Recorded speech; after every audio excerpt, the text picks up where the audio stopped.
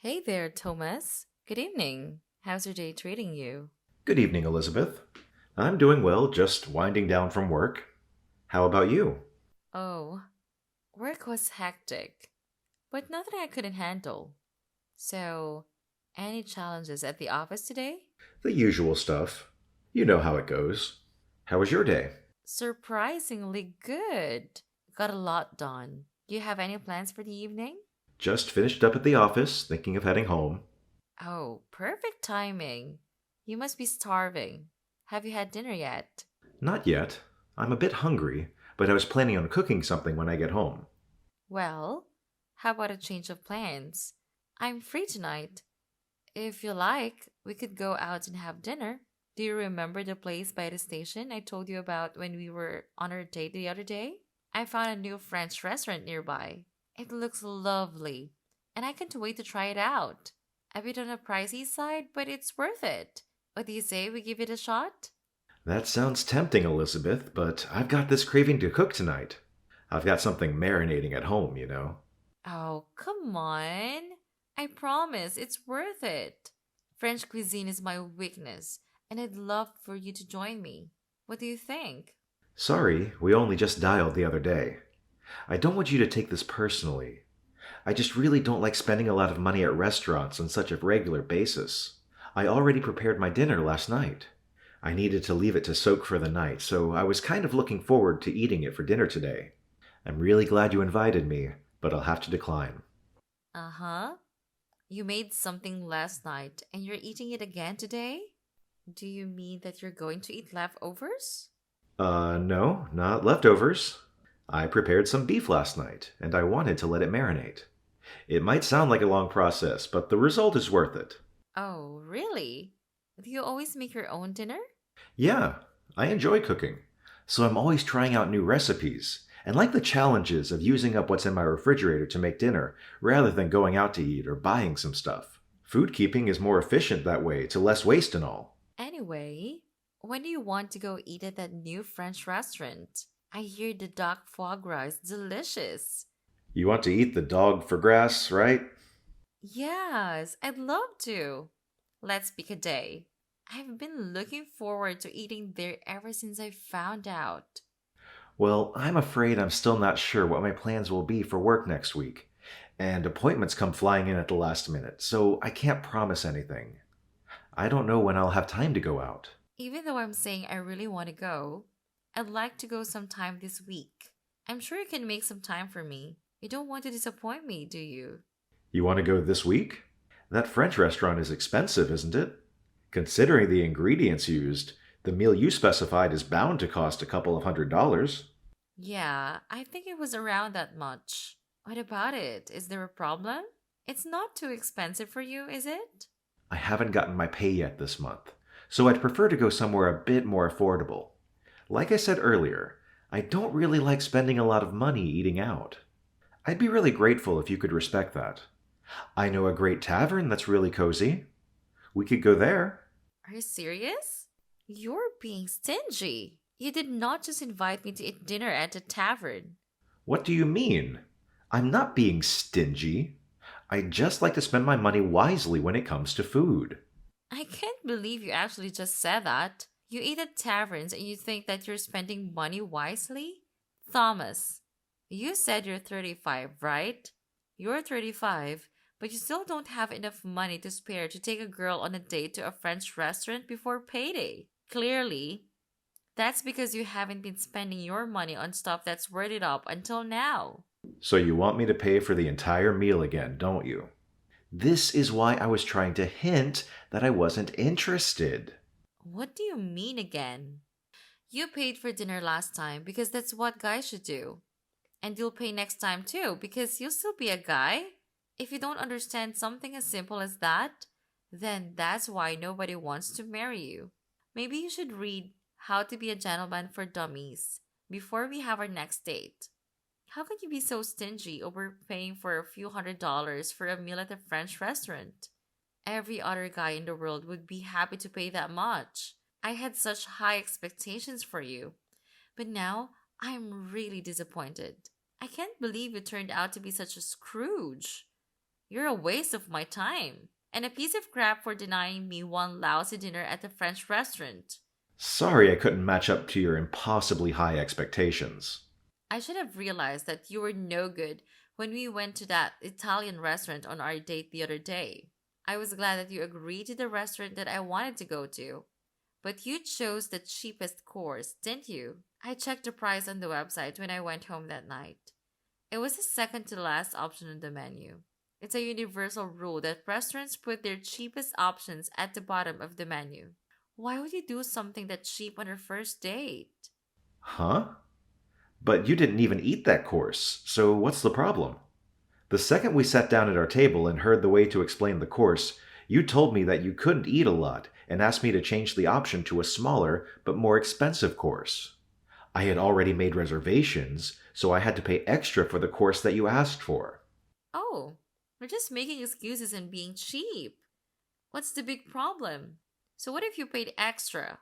Do you really think that you can find someone who will marry you if you say stuff like that? You want to marry me, don't you? But at this rate, I don't think I'm hooked. My impression of you is only getting worse and worse.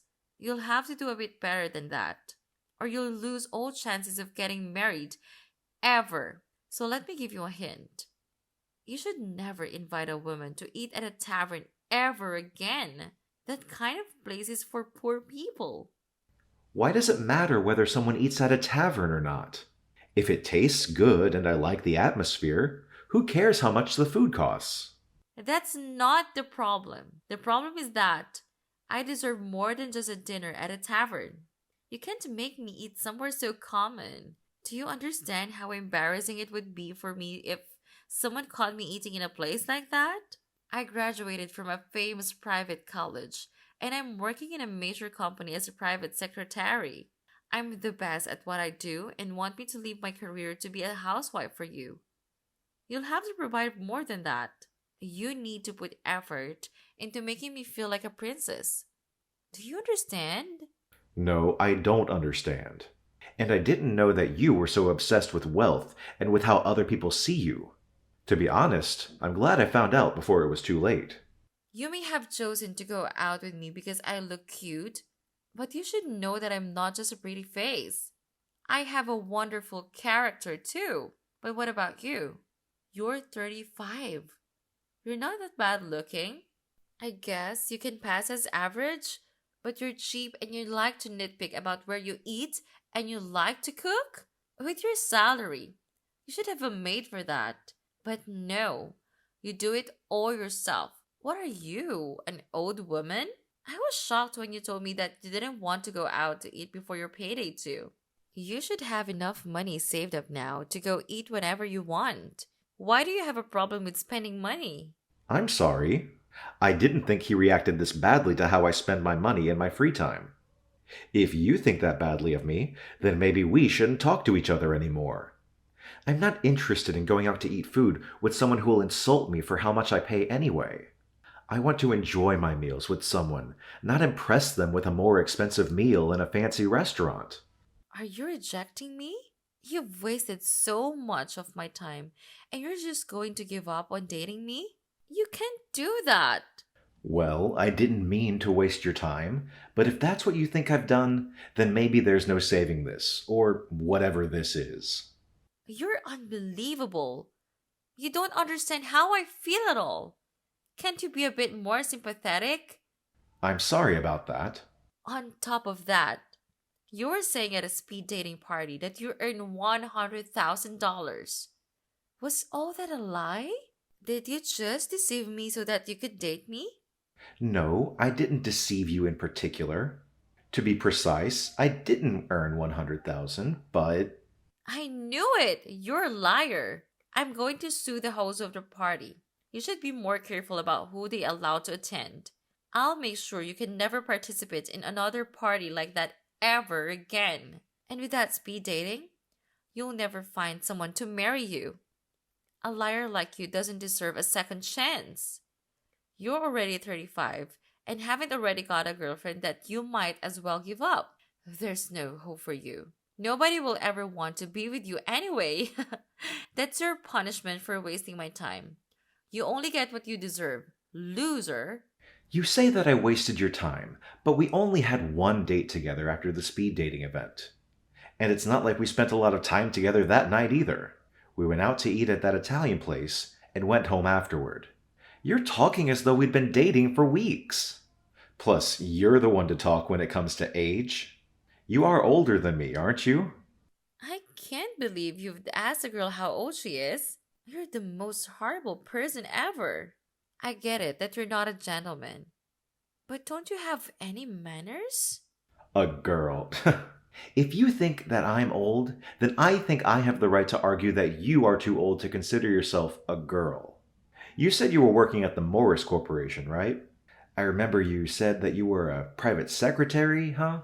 Yeah, so what? What does have to do with anything?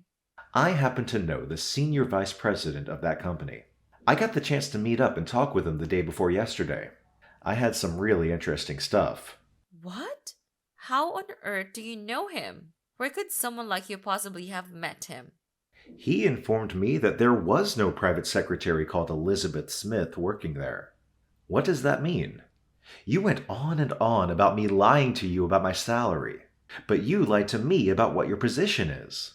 Well, I'm not officially called a private secretary, but I do things that a private secretary is required to do. He can't have forgotten about me. You say that, but what kind of stuff do you do? You don't seem to have made a great impression on your vice president. Well, for your information, I checked schedules and prepared coffee for the people in the department. What else would a private secretary do? Really? I guess that's all you can be entrusted to do. Well, what's so funny? Nothing. I just thought that it's interesting that you're doing stuff that's usually left to the newbies. I would have expected a private secretary to be more involved and carry out more personal tasks that need more attention to detail than remembering how many sugars your employee wants with his coffee. Are you looking down on my work? Don't be so rude. I'm proud of what I do. It may seem unimportant to you, but it actually makes a lot of difference. I don't deny that even the simplest and smallest jobs are all part of the bigger picture. But if that's all you do, then I have some doubts about whether you're the best. I asked him about you. What? What did he say? He told me that he had heard a lot about you from your colleagues. Seriously? Has he been asking my colleagues about me? I wonder if he wants to go out with me. What else did he say? He says that you stand out a lot. He mentioned how you wear really flashy clothes, despite only ever working in the office. Yeah, well, I take care of the way I look. I'm always aiming to be my number one self since I'm so pretty. I guess that means the guys can keep their eyes on me. He also told me that you used to be pretty. But now, because of the way you dress, even if you were in the sales department, it would be too embarrassing for the company to send you out to visit clients if you were dressed like that. He said that he thought you needed to be more aware of your own age. That's pretty much what you said to me. So how does it feel to have your poison spat back at you? What? He said that I was embarrassed? Why would he say that? I thought you said he was interested in me. I never said that, you just assumed. Anyway, the revelation hit me like a ton of bricks. As it turns out, you and the vice president entered the company in the same year. You, fresh out of college, and if the timeline matches up, then... What's the big fuss? The puzzling part is, it just doesn't add up.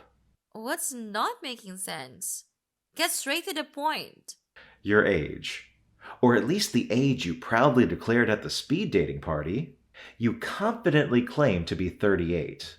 But here's the twist. The senior vice president himself informed me he's 45 just the other day. So, are we witnessing some age manipulation tactics here? He's probably just got his facts mixed up. He didn't start right after college.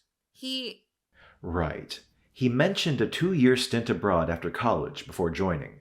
But even with that, he's been clocking 22 years at Morris. You, on the other hand, said you wrapped up college at 21, so add 22. Well, the math paints a revealing picture. Are you concealing something? How dare you try to calculate the girl's age? You're so insensitive.